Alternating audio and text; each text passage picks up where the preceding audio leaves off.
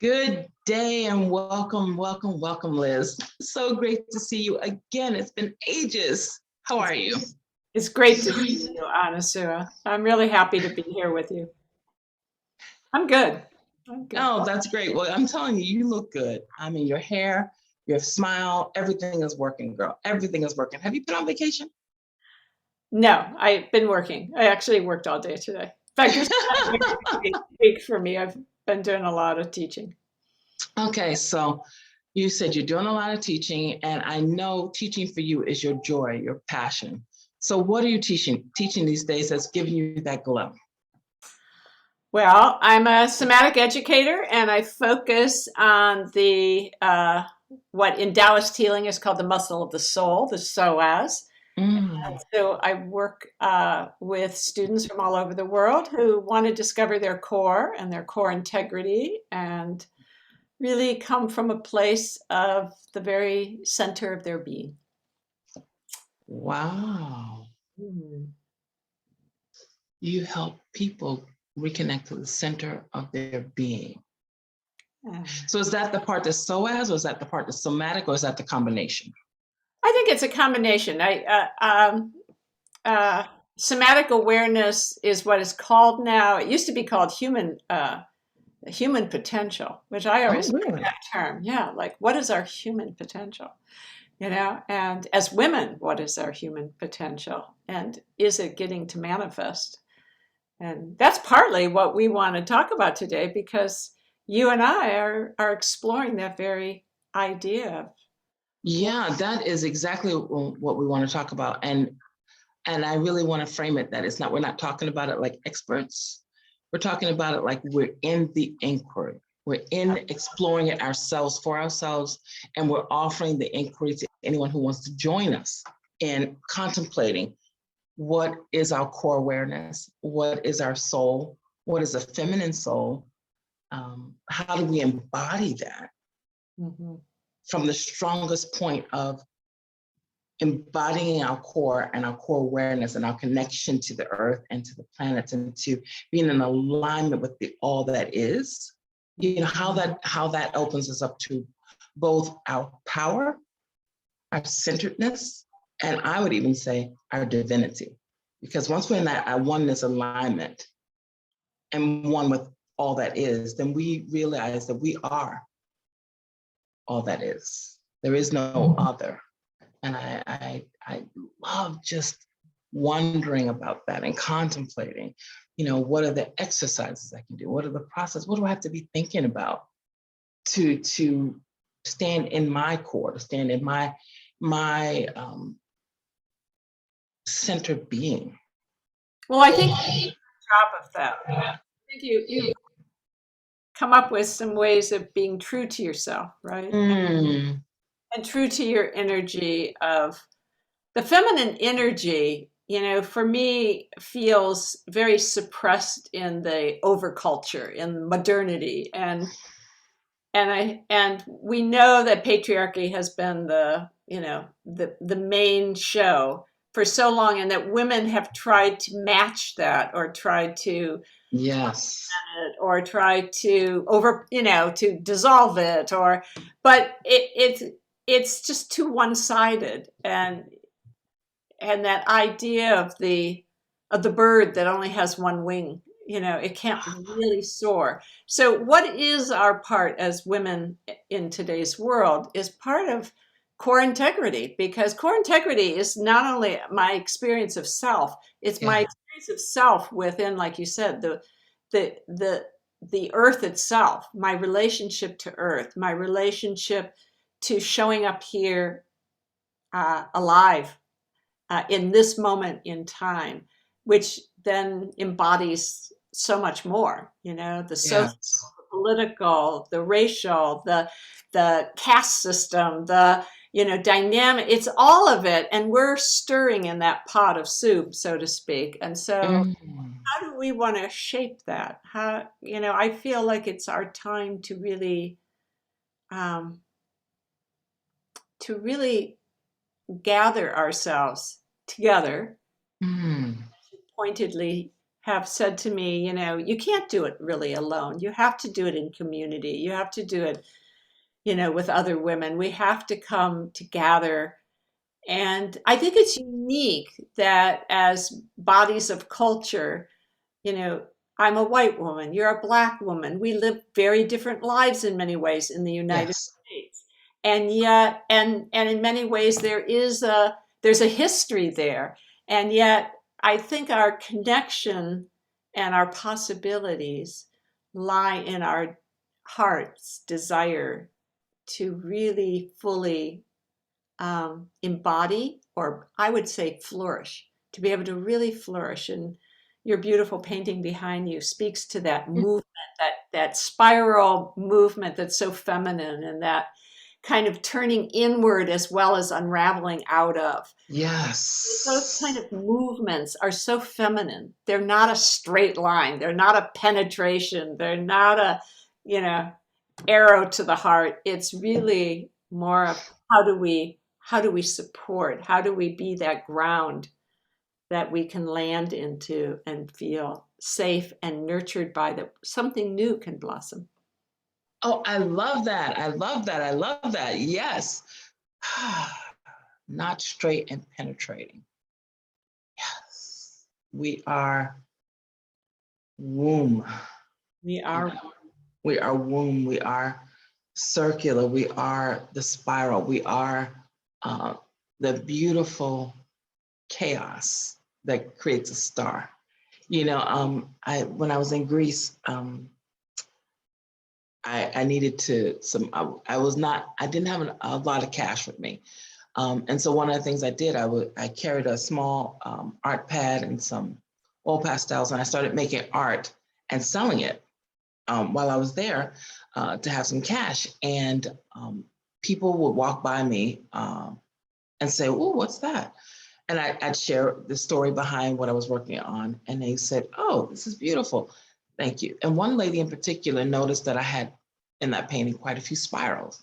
And she says, "Hey, that's Greek." And I said, "What's Greek?" Because I'm like, "I don't know what's Greek." And she said, "This," and she was pointing to the spiral. She said, that's a Greek symbol." And I said, "I had no idea." I said, what does it mean?" And she says, "That is chaos, Kaos." And I said, "Chaos? Like chaos?" She says, "Yes, you say chaos, but we say chaos." And I said, "Well, what does it mean?" And she says, "That's Mother God. Mm. That is the twirling, spiraling, spinning form of Mother God, the creator, the creatress, who is spinning and birthing all in her, and that's spiraling is the creation. And that's how she's gathering all the pieces and mixing them up and turning around and then throwing them out, you know. And I said, I had no idea, but I'd always been drawn to spirals and fascinated by spirals. I'm fascinated by the Fibonacci circle and and what that could mean, not knowing that it was calling to me. You know, as someone who has been on the journey since 1982 in hot pursuit of the feminine face of God. Well, and your earrings are the spirals, and that Oh spiral my gosh, look at that. spiraling in towards the center, but it's spiraling out. And Yes. tissue is spiral. You Say know, that again. our tissue, our body is spirals. It's our DNA is spirals. You know, life itself, time and rhythms are spirals. So wherever you are, you repeat, you come back to something you know, but at the same time, you're on some other level with that relationship to yourself. So we keep spiraling in, we keep spiraling out. And I use that as a metaphor for entering into a relationship with ourself, is to recognize that movement, we don't move, we are movement. And as we access that, we begin to be reshaped by something much larger than the cultural story of what it is to be human. And I feel that's part of what you and I are going to be venturing into when we think about nurturing the feminine soul. What would it Mm. to really nurture this feminine energy of returning in and maybe sometimes even feeling like you're collapsing and you're giving up. You're no longer holding yourself up by your bootstraps and marching on, the lack of the militaristic conquering to dissolve into something that really embodies us as living and as animal bodies, as more than human, as kinship, a kinship with life. What would it be in kinship with life? Oh man, this is going to be so great, because I didn't know our tissues are in spirals. Yeah, the whole way tissue grows is spirals. I mean, the reason is that all life is shaped by water. And so whether we're looking at the cosmos, whether we're looking at the rhythms of Earth, whether we're looking at our personal cosmos, we're looking at fluid systems, what's called biomorphic movement. And all movement moves in waves. Anything alive is touched by water. So there's waves, there's undulations, there's spirals. And so our stories tend to be round and dynamic and containing. They're not just getting to the end, they're about process, and they're about journeying and valuing that process and that journey, rather than thinking I'm accumulating ideas, I'm accumulating, tools, or, that's a very masculine approach Mm. to our natural, just as we have a rhythm of the moon cycles, that we spiral into. And I feel like there is very little value to being in that more ambiguous place in ourselves, because it's all goal oriented in the outer world. It's achievement, it's accomplishment. And that's not just Crossing the finish line. yes, and it's not the journey, it's not the process to there, it's getting it done, right? And I love men, I love male energy. It's not one or the other. It's just that our culture so devalues women and how we hold space for life. To me, birth is an example of that. I mean, women literally, there's no human being on the face of the earth who hasn't entered the body of a woman. And yet the allopathic medical model would suggest we could do it better. We can take that from you, rather than support women through the process of birth, in the sense of providing the real conditions that, and honoring this goddess of what it is to be a portal of every human being. We so devalue that. So to me, nurturing the female soul is to acknowledge these vital aspects of being feminine. Thank you. Thank you. Thank you. This is one of the things that we've been talking about for a long time. And, women's bodies are miracles. Yes. What women's bodies can do is miraculous. Mm-hmm. And you're right when you say no one on earth here didn't enter a woman's body, but no one entered earth. The earth plane entered into a body that did not come from a woman. Yes. And the proof is in the belly button. So true. And you did not get here by dropping from the sky, buddy. That's right. And the umbilicus. I mean, the journey here is really beautiful, because when the cell divides, the very centered layer of our own being longs to embed into our mother's womb. So our first rooting into earth is through woman. Yes. Every single body. And the umbilicus is a spiral. If you ever see and in many indigenous cultures, you wrap the umbilicus around an actual, like kind of a little funnel that's woven. And so it allows the natural spiral, the umbilicus, to become visible. It's not a straight line. So when you say they wrap it around it, you mean after the birth and after it's been cut, they wrap it around something and keep it? Absolutely. Oh. Magic medicine, and it's magic in its beauty to see this incredible spiral that we all emerge from. So literally that story you're talking about the cosmos, is how we show up here. It's how we show up, and it's how we stay here, actually. Mm-hmm. You know, it's how we stay embodied, in body. You know, how we stay in body as we're constantly moving. And, you know, yes, sometimes our lives looks like we're going in circles and like, oh my God, I'm back here, I'm doing this again.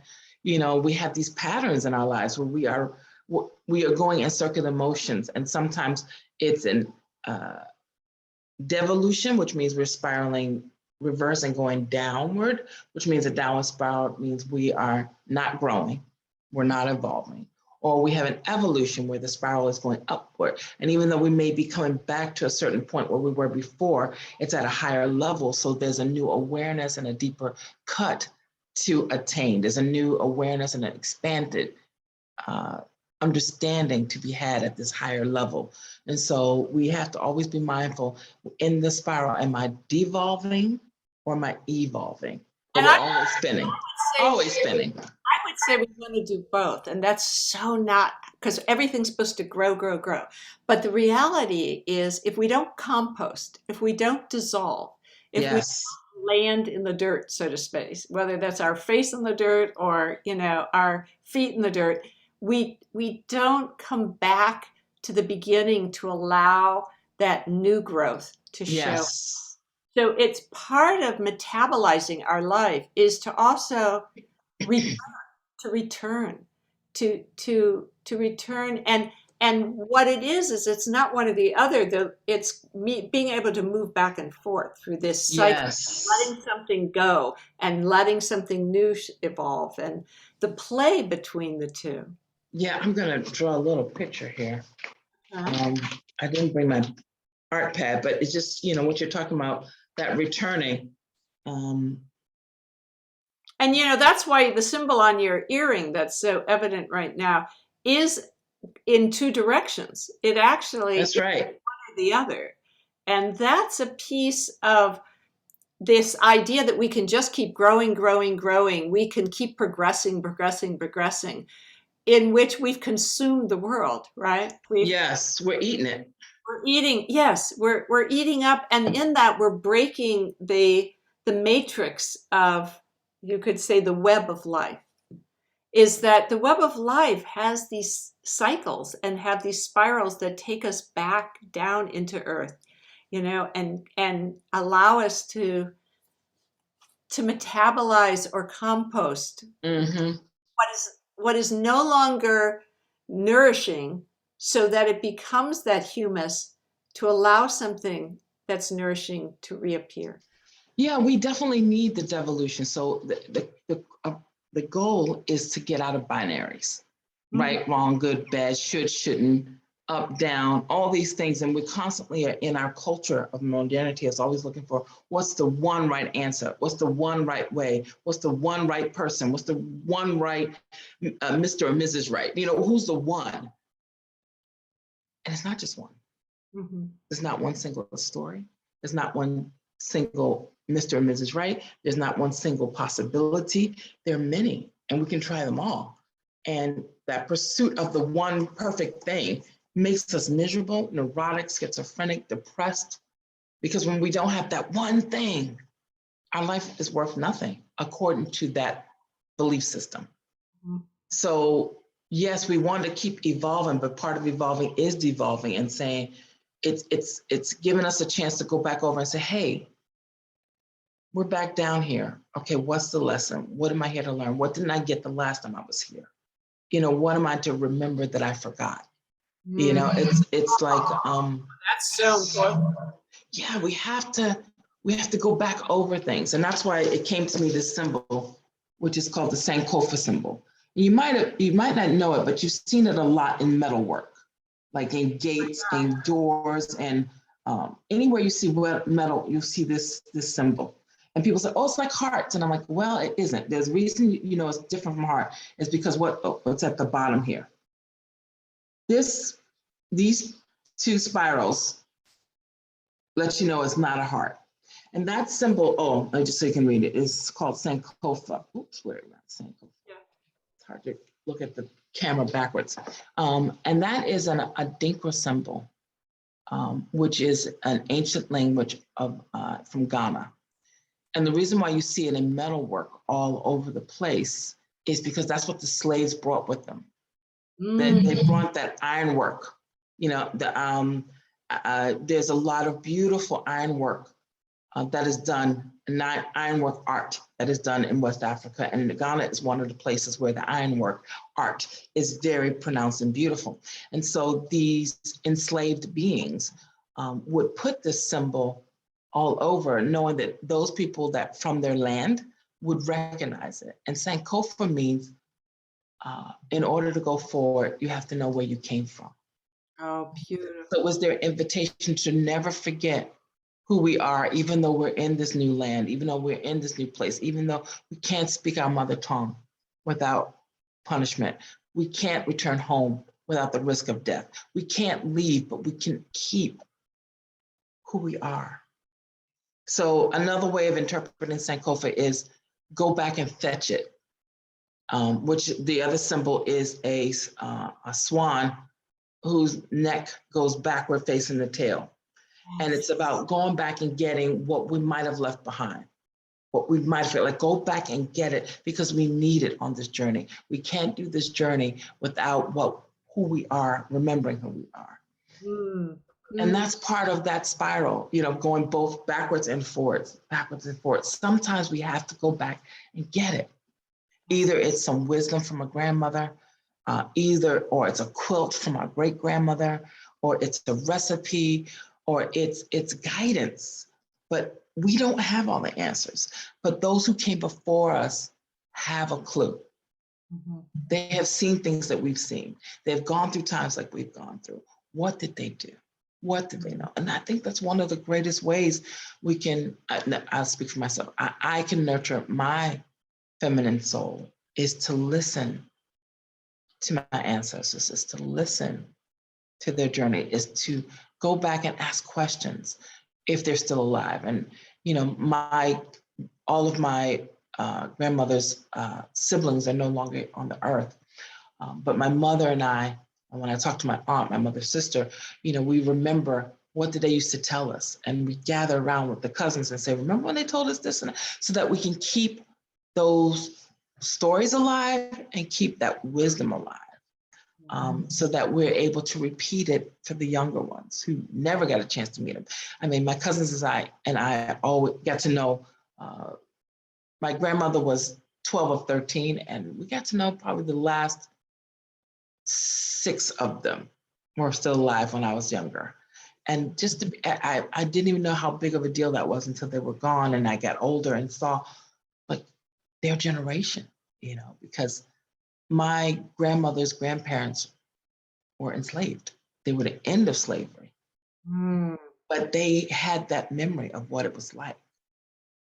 Right. That transition period, that Reconstruction period, that Jim Crow period. And so as we see so many things repeating now, the rise of white supremacists, the rise of neo-Nazis, the rise of domestic terrorism. Well, for Black people, that's familiar. There's always a backlash to progress. So the progress was a Black president, and the backlash is rising white supremacists with militias, with guns, with the determination to put things back in order, put things in the right order of white men on top, everyone else below. You know, which is the patriarchal order that founded America. You know, that was the creation of America. It was like, there is an order here. We have dominion. God gave us dominion over all of y'all. We're white men and we look like God that we told you about. And we're given dominion over people, over women, over non-white men, over the earth, over the animals. We have dominion over everything. And in so doing, there's so much destruction because in order to maintain that dominion, it has to be through blood and violence. And we can't forget that. One of the things that's special about us working together is you are a Black woman and you carry that lineage, and I'm a white woman who carries a very different lineage. And the lineage that I carry is European, but it's also very deeply steeped in the United States for till like, I don't know, 1723. So I Very actually, good. yeah. So, and they were all farmers. They were all very poor. And so they were part of that caste system as well, I'm sure, in Mm-hmm. escaping something. And so when you talk about the return of your feminine soul, going back to these women who survived, who brought forth life, who lived in conditions that were so incredibly challenging and demeaning and overwhelming, Mm-hmm. yet something so soulful came through uh, Black bodies and Black culture and Black Mm-hmm. arts and Black creativity. Yes. Look at my lineage and I see a lot of dryness. I see a lot of lack of nourishment. I see a lot um, of a of a kind of diminished or diminishing, even though I am coming, you could say, from the lineage of the oppressor. So it's almost like a starvation kind of. It's such a contrast. It's not. It's such a contrast, and yet to me, where one of our meeting points is this ability to together nourish the feminine soul, that we can actually participate in some way of supporting and being present to each other's experience, Yes. holding space for each other, and knowing that it is the strength of being together. And I know the lineage of male and female is one, but there's also the lineage of women together who didn't support each other Yes. and didn't and still stayed within that caste system of hierarchies, which were all based on fear, which were all based on dominion, which was all based on Absolutely. colonization and all based on power over. So Power over. places that I feel like you and I meet is this idea that powering over our own bodies, powering over our own emotions, our own rhythms, our own sense of self, is to play a part in that colonization that neither of us benefit from. Absolutely. And how Uh, we then start to really nurture the female soul in a way that are what is showing up, what is flourishing, is no longer this top-down model that we're struggling under in different ways. And I definitely am, privileged to deviate many ways in which, even as an elderly white woman, I'm still got a lot more power in the dominant power structure. But it's not really feeding me. It's not feeding my soul. So why mm, hold on to it? Why not be part of the disillusion of the concept of uh, you know, racism and colonization and power over and misogyny and whatever, and the patriarchal these story. are great questions. Progress, because Progress at all cost. right, what is it At all? all cost. Yes. And so I'm really excited that we have this possibility, that you accepted my original invitation, that we did that amazing class this spring Yes. on being too much, because that was part of what we were looking at, is what does it mean to be too much? And according to who? And according to who? Yeah. And so yes, there's a history there and there's a lineage there.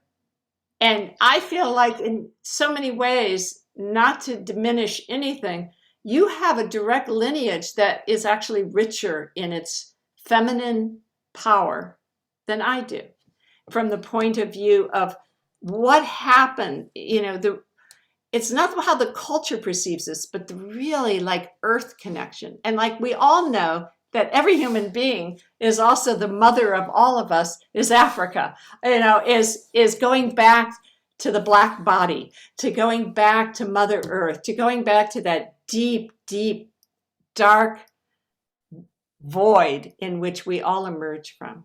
We all emerge from the darkness. Honored to play and move and explore and be creative with you, because it does feed my soul, and I want to be of support that feeds your soul. Absolutely. And I thank you, one, for the invitation, two, for the yes to the students saying another one, and we're like, okay, we say yes. And thank you for the courage of being in an inquiry about the feminine soul with a black-bodied person who has a very lived experience as the 7th generation American, Yes. which is long. I've been here longer than most white people have been here. And so I bring a very different perspective to all of it than most people, even to most Blacks. So, it takes courage to look at these things. It takes a lot of courage to look at it and not go into shame, blame, guilt, remorse. None of that serves us. No. Being aware of what we've inherited, being aware of our inherited privilege or lack thereof, being aware of where we came from, gives us access to evolve. Yes. It gives us access, but it's a choice. We cannot evolve. We can stay where we are to maintain some status quo of power, dominion, and control, but it is an illusion.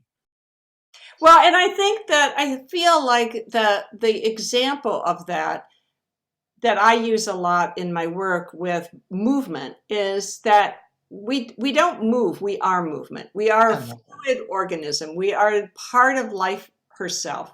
And these waves and undulations and spirals that we're talking about is literally in our tissue, in our body, in our expression. But we've been frozen. The white body is very frozen. And so there's this rigidity that we've been taught is correct, or correct posture, or correct way of being. So I've really started to play with moving whiteness, moving this rigidity that is considered the idealized white body as somehow superior, because it's literally in my tissue. That dominance that is in my tissue, and so I'm dominating myself. Now, somebody doesn't have to tell me to dominate myself. I just already do. It already comes through the lineage of, whether that's the stiff lip or the, pull yourself up by your bootstraps, or to not react, or not to have a heart, to not feel deeply about something. Yes. People apologize for crying, like feeling like we're not supposed. I mean, it's to me, the world of movement has become very materialistic, but also very mechanistic, and I would say militaristic is the word I'm looking for. That's actually really good that you bring up that point. Yes, and that is not the feminine soul. That is not. Well, all of the symbols of the militarization of our being, are the phallic symbols, missiles, rockets, rifles, AR-15s. They're all representative of masculine power. So anytime that we have been shaped, formed, and told to be acceptable, to be desired, to be wanted, to be approved of, we have to be more masculine. Mm-hmm. We kill a part of our feminine soul just by trying to embrace that way of being, which is logical, linear, what's the word? In the head. Cognitive. Well, cognitive, but also, what does she call it? When we're constantly, what is that? It's a word for it. It's a verb. I'm trying to get a verb. But anyway, it'll come back to me. But when we've been taught, as everyone is taught in this culture, like everyone gets the same education and it's all masculine, the way to be number one, there's a straight line. You got to get there. You got to cross the finish line. Yeah, we're in competition. be in competition. You have to be the best. You have to, all that is not feminine. That's not the feminine soul. That's not the feminine way. The feminine way is sitting in a circle. The feminine way is listening to experiences of others and honoring the experiences. It's not being told, this is so, this is the God, this is the truth, this is sin, this is not sin, this is how you make it. That's the masculine way. The circular way is experiential, comes from the heart and intuition. It's from listening. It's saying when you sit in a circle, there is no hierarchy. Yep. In a circle, we're all equal and everybody's voice matters and everybody's experience matters. And we cannot agree with them. We can be moved by them. We can be repulsed by them, but everyone in the circle has a say. And that's how things were for many, many thousands of years. That's how it was. It wasn't until the advent or the ascension of the alphabet that the goddess way was killed. There's even a book about that. The alphabet killed the goddess, because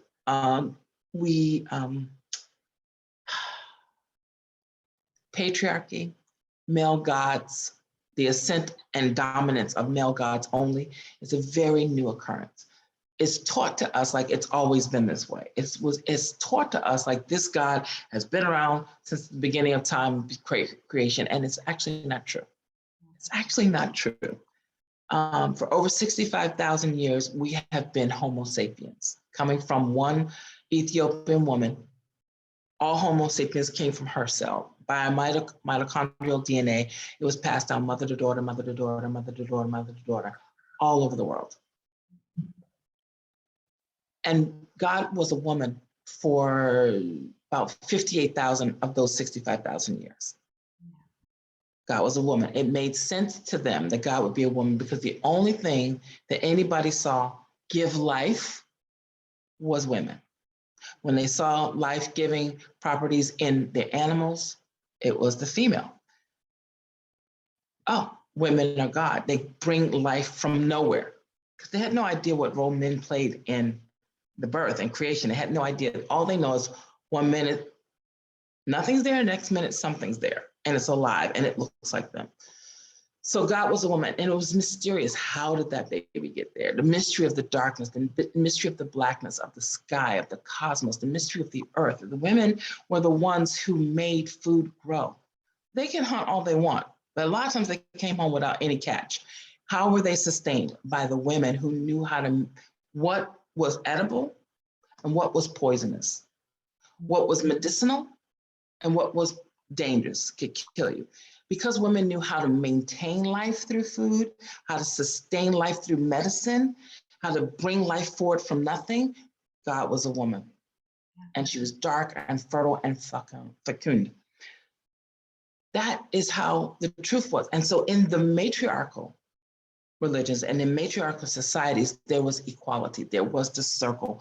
Everybody's voices matter. And then men, in their drive to be dominant and have control over this way, there's a hierarchy. So there was no longer a circle, and that the one who can tell you what's going on was the head priest or the head minister, and they brought down the law and the rule, and it was based on what's written. So whoever could read could tell you what's the truth or not.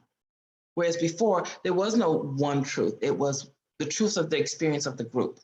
How was the group surviving? How was the group flourishing? What was the experience of the group? What that were in their songs, that were in their ways and how they work. And that alphabet and the word, and that's why for so long they didn't even teach people how to read, because then they'd have to share the information. Then there would be more equality. No, we had to have a hierarchy and dominion, and only men had access to the book, and everybody else had to follow suit. So let's bring this into our class in the sense of that when we are dissolving our insistence that there's this one way of being, or feel into a society that is demanding that we adhere to these structures and strictures. Yes. We are at a turning point where coming back into the dissolving, because we are in a time of dissolving. The hierarchy is dissolving. The colonization of life has taken us to the brink of extinction. So Absolutely. now we as female bodies have the opportunity to return to the circle, to return to the void, to the to the rich womb of being Yes. that we can Yes. bring together and hold in community and feel into the feminine soul of what is needed now, to turn Yes. towards it in ourselves and to allow our literal bodies to speak to us, our souls through life to speak to us of, we know the story, we know what happened, but to me now it's time to show up differently, to hold Yes. space differently, to stop apologizing that we're not interested in these accomplishments, that we want to bring life back into a relationship of the spiral, of Yes. womb, of the being nurtured and nourished and loved and held in this. And we're so needing it that for ourselves, our personal selves, and our communities and our families. And I feel like so many women are still caught up in the story, this other story. And I think that you and I, through art, through movement, through Hmm. listening, through storytelling, we've witnessed women coming out of that kind of Yes. almost a dream state of I was belief. going to say waking up. Waking up, Yeah, coming out of the dream state, which is a nightmare. it really is. What we've been taught is like the dream. Go for your dreams, go for it. And your dreams look like the masculine way. And Yes, you would have made it if you've done it the masculine way. yes, yes. And it's like, And for many women, the masculine way is one possibility, but the other is to support the masculine way in the sense of, what we call fawning. The every good man has a woman behind. a Like strong woman, a good woman, you're self-sacrificial woman. sacrificial woman. And what is it to really honor ourselves as holding life, as holding maybe the possibility of restoring restore Yeah. restoring humanness, because to me we are becoming less human, not more human. We are becoming more mechanistic, not more compassionate. We're really in a time of division. I see as that either we're going to return to the earth as mother, as the great mother, as the great feminine soul, or we're Yes. going to hope we get to fly to Mars. It's like there's this tear literally in a division in a way. And I feel like some of the repair work is this being able to sit with the trouble, sit with Mm. stories, sit with holding what is uncomfortable, and just being there to see what really needs to show up. Yeah, that is so beautiful. Nurturing and nourishing the female soul is our only access to saving ourselves. Mhm. It's our only access to remembering Mhm. who we really are versus who we've been told we should be. Mhm. Mhm. We have to be. We Mhm. must be in order to be approved of, in order to be pat on the head, in order to get the man, you know, Or the job, or the job, or the career, or the success. or simply to be able to survive. You know, Yes. and so the creativity of what are the other ways of doing this? What are the other possibilities? How can we co-create things that nourish us and sustain us? And we know there's things popping up all over the world that isn't in the news and isn't in, the paradigm of success and progress. But to me, that idea of hospicing modernity, Mm.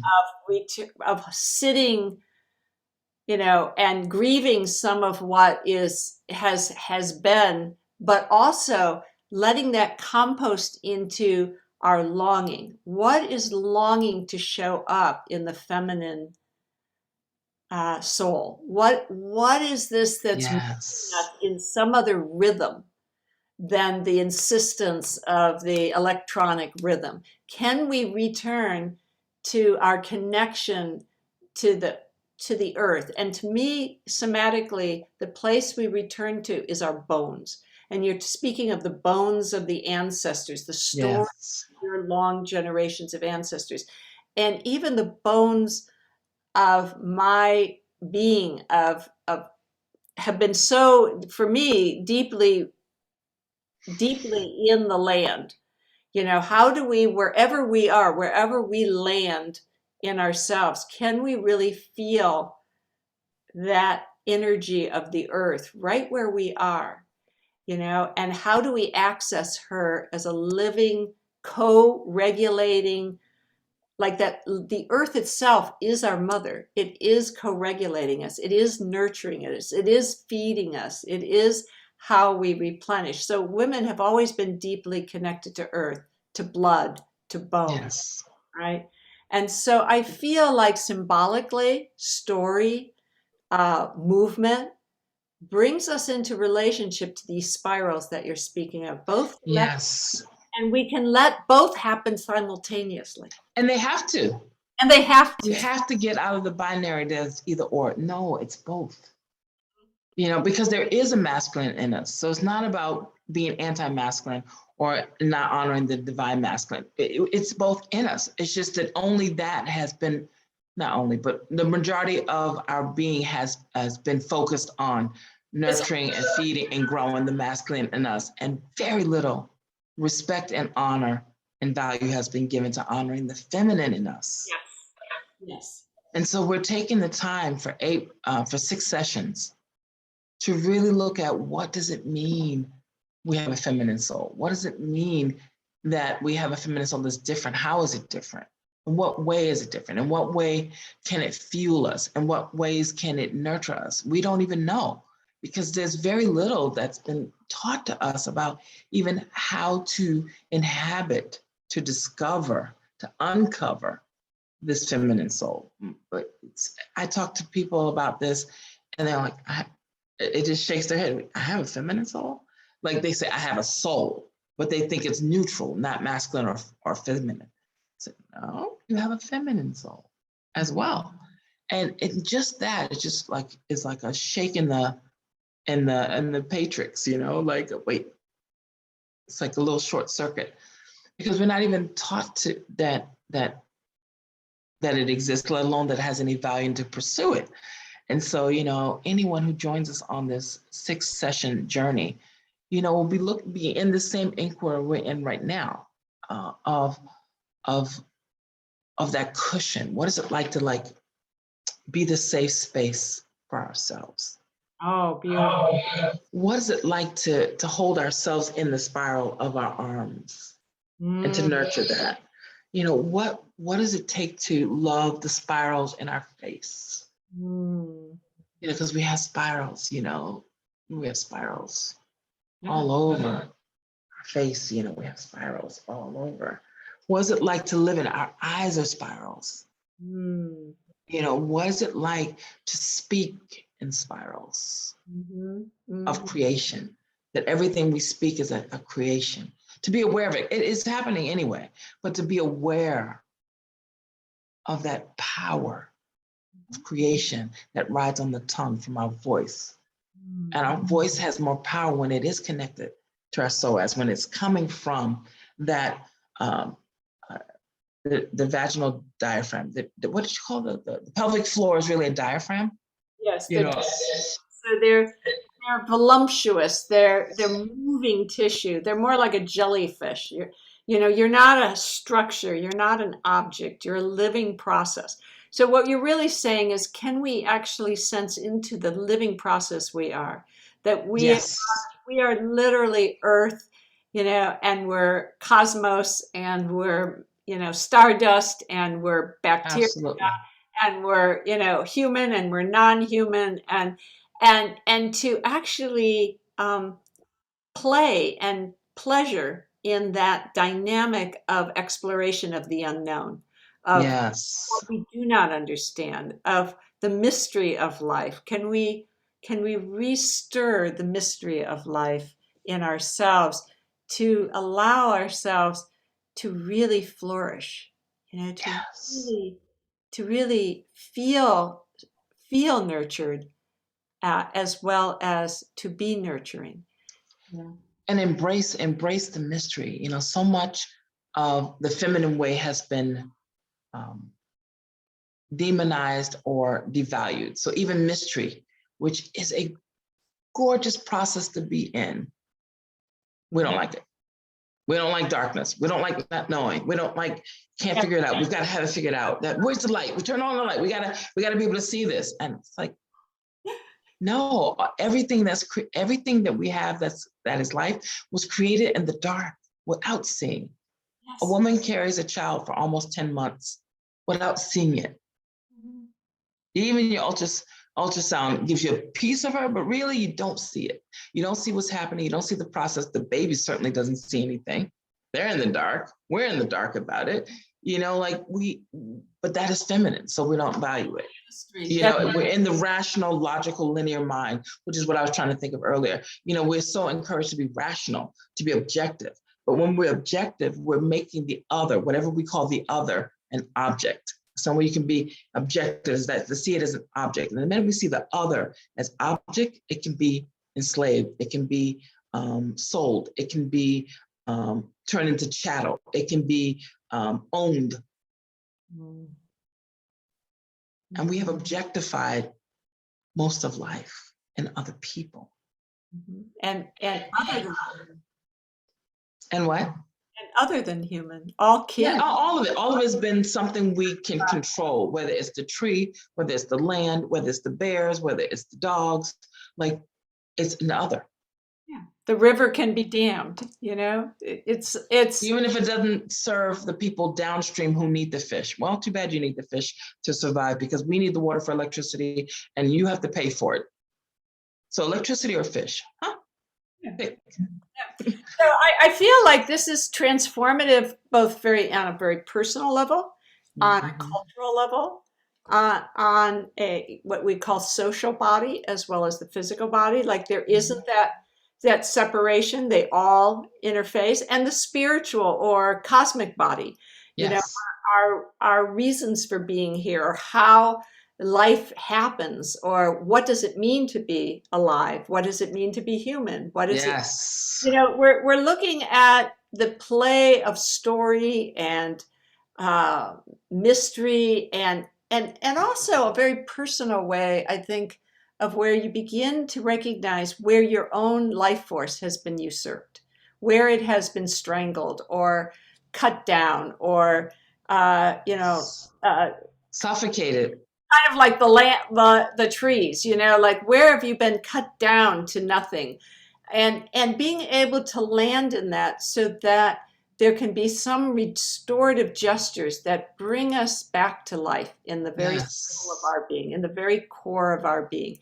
And that's the longing. I feel like so much of what stops us from really blossoming is the way we have learned to cut off our own longing. Yes. And so, for me, a big part of thriving, not just surviving, but thriving, not just getting through this time, but actually participating and being part of a, a change in the construct, to take this construct of power over and dissolve it, Mm-hmm. to be able to find our own longing, is to literally track it like a wild animal. What do you long for? And I don't, you know, and where is pleasure?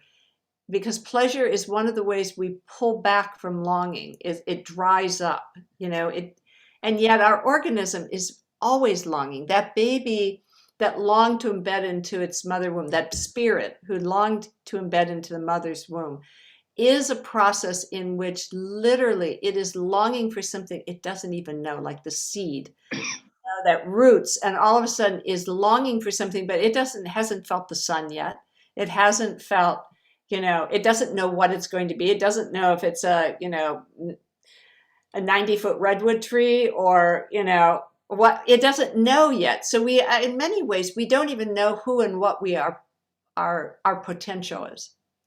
And I love that. I love this whole idea of longing, because that's another thing that is considered feminine and poo-pooed and devalued. It's like, oh, you don't want longing. You want to go get it. You want to go achieve it. You want to climb that mountain and attain it. What are you longing for? Don't long, go get it. You can take it. And it's like, we're missing the gift in longing. There's a gift in longing for something. Longing for a new love, longing for a new life, longing to feel at home in our own bodies, longing to know the divine. There's a longing that is generative. It has a thing that propels us, and it has a part that pulls us. It's both. It's the push and the pull that starts to form the chaos, that forms the swirling, that forms the birth of that what we say we're longing. Which may not look at all what we thought it looks like, but we set it in motion. The longing is important. When a woman is longing to be a mother, she sends out that wave of, okay, I need the right mate. I need the right mate to be the father. I need the right partnership. She's longing, and it starts to set in motion the wheels that bring the circumstances and the opportunities and the different people in and out of her life, where it's like where they are on the same frequency as us, where they have the same longing frequency, and there's a match, and we have the same vision, and we want to share it. And what can we co-create now? Yes, so that's but the longing, we've been told that longing is bad. Don't have desires. Go get what you want. Don't be wanting anything, And it's like poo-pooing the power, the generative, the creation power of longing. And, and also this one other aspect that, we didn't touch on yet, but is hunger. Yes. Hungry for. Yes. What are you starving for? That's right. What are we, oxygen? We're like, we've been so cut off, so suffocated, like that vagus nerve that goes from the brain all the way down to our genitals, and that passes by the heart and it goes through our throat, like the cervix is the throat of the womb, and we have a throat here. So we have two mouthpieces, two ways to speak life into the world, through the cervix, out through the womb, and through our mouth, through the throat here. And when we have that cut off, then we are not in touch with our longing. We don't know what our heart desires is. We don't even know what our womb wants, because it's been cut. And so when we reestablish that connection to that vagus nerve, which is our parasympathetic nervous system, which is the one that interacts with life, interacts with what's happening, interacts and has feelings about it. When it is shut down, when it's in fight, flight, or freeze mode, and we don't know what we're longing for. We don't even know what we need. We don't even know what our spirit is calling for, because it's cut off. And when you say white women are frozen, this is important to do that reconnection, so that this melting can happen, this releasing, this relaxing, this returning to the self. To returning to a rhythm. There's a rhythm to life, and that's the spiral. So we've come full circle. Yeah, that's the spiral. The spiral is a wave. And just like the tide, it moves out and it moves in. And so we're riding a wave in ourselves, in our listening deeply to our own physiological body, our being, our connection to earth, that is supporting something. You could say, under all the things that are happening, the earth has this incredible waves. The cosmos has these incredible spirals. And all over the cosmos. Yes, and when we infinite spirals in ourselves, when we feel moved in this way, then the ebb and the flow brings us into relationship with life. Yes. And there is an ease there. There is a support there that we have been cut off from, as you say, so we don't feel it. So we feel we have to work hard We have to do more. We have to, go beyond our limits. We don't know how to actually sustain it. So I feel this rooting that we do in our group, where we root both together Yes. as well as in our lives. If we turn towards these rhythms and we are interested, we're curious, then we begin to access a source of life that really Yes. not only sustains us, but it actually innovates us. We go from survival to innovation. We go into new ideas, new ways of finding Yes.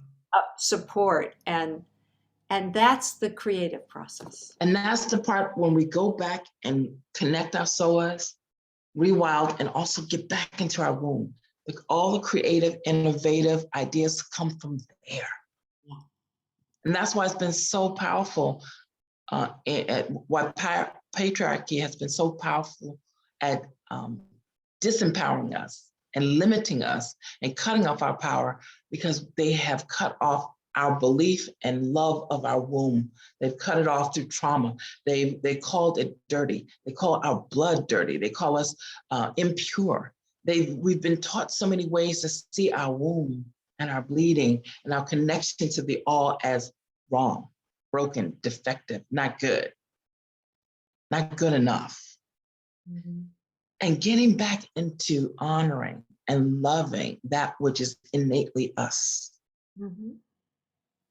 Gives us that opportunity to reconnect with the truth, reconnect with the core, reconnect with our connection to all that is, so that we can truly be who we are and not some male light,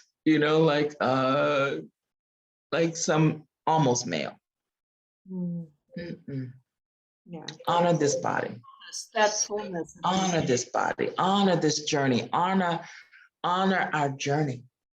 Well, I want to just say, kind of summing it up, that one of the reasons I reached out to you was an impulse, was that longing to connect, and that longing to journey with a woman who was exploring and was, speaking what I heard as this deep, resonant truth of her own experience.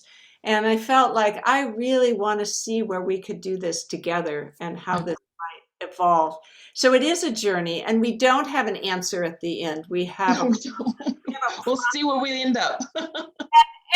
and so far it's been fabulous, right?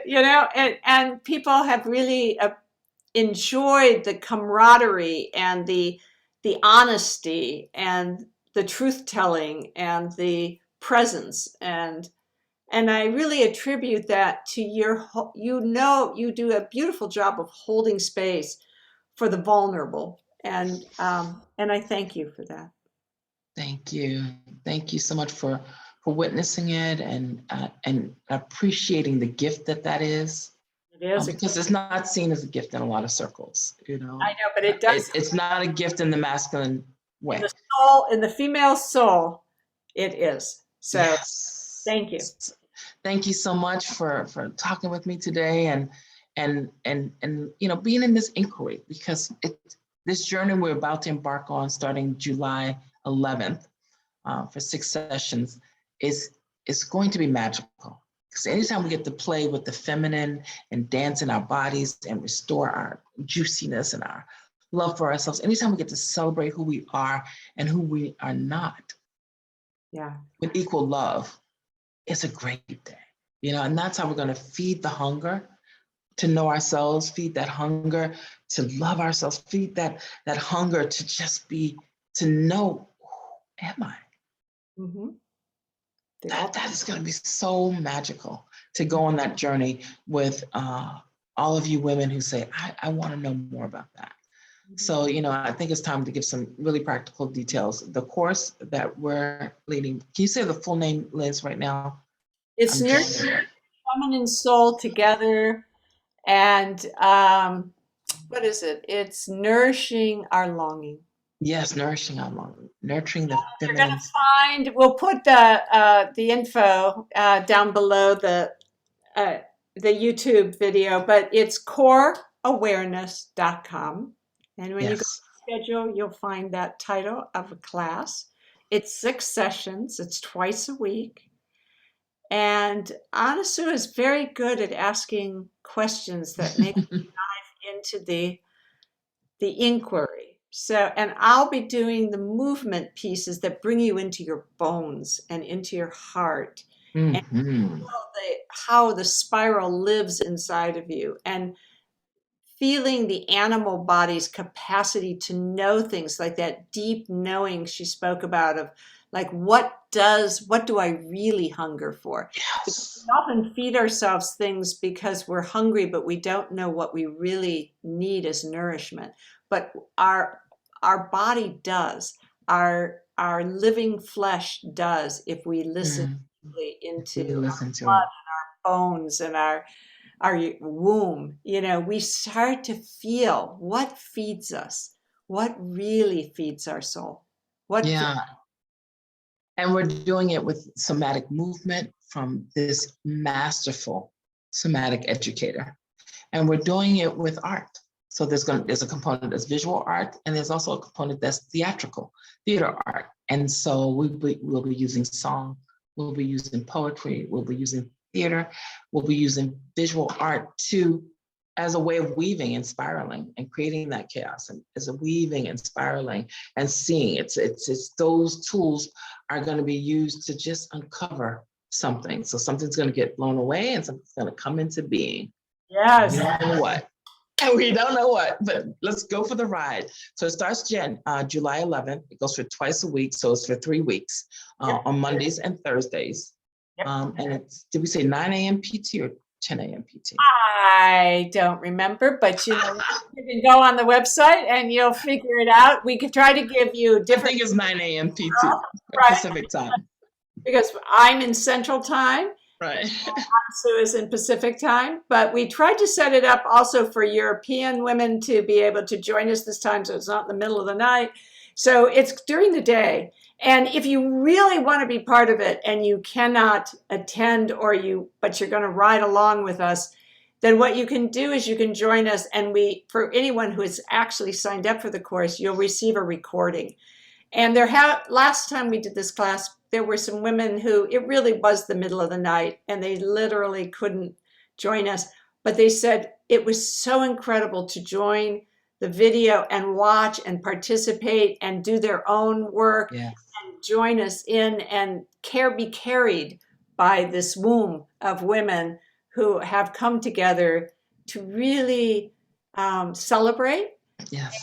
and play and cry if need be, and speak their truth. And Mm-hmm. it was just absolutely fabulous. And I feel like this will be no less than fabulous. Yeah. Yes, thank you. We're definitely going to have a good time twice a week for 3 weeks.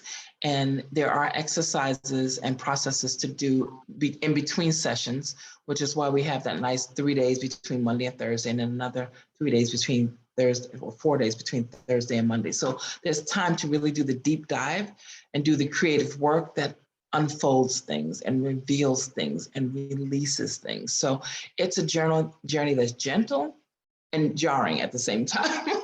It definitely will do some waking up and some calming down. It's just a wonderful ride we're going to get on.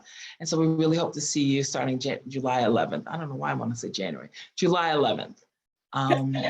It's a new year. And That's right, it's a new year. It's Nurturing the Feminine Soul Together, where we will learn to nurture the feminine soul together. You're not alone. You're going to be in good company. Your sisters are going to be amazing who join us. It's going to be a great ride, and I'm really excited about it. So I hope to see you soon in a few weeks, and have a great day, ladies and gentlemen. Gentlemen, I guess, if they want to, but this is, of course, for women at this time. And so, we really look forward to seeing all the courageous women in all time zones, all across the world. You're all welcome. And like we said, if you're not able to do it live with us, you get the recording and you can still participate in any time zone. So don't let the time be the reason you don't do it. Come join us. Yeah. Namaste. Thank you. Thank you.